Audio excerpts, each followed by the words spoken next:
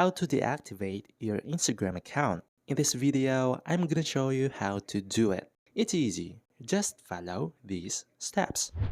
To delete your Instagram account, of course, you need to open an Instagram app. And then here at home, we need to go to profile by clicking on our profile picture here at the lower right corner. Now click on the three lines icon here at the upper right corner. And click on Settings and Privacy.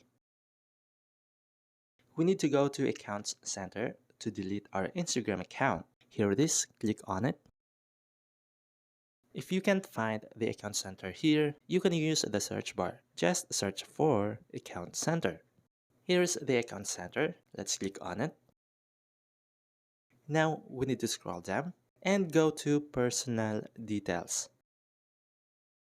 And click on Account Ownership and Control. Click on Deactivation and Deletion. Then choose your Instagram account. Choose Deactivate Account and click on Continue. We need to enter our password to continue deleting our Instagram account. Continue.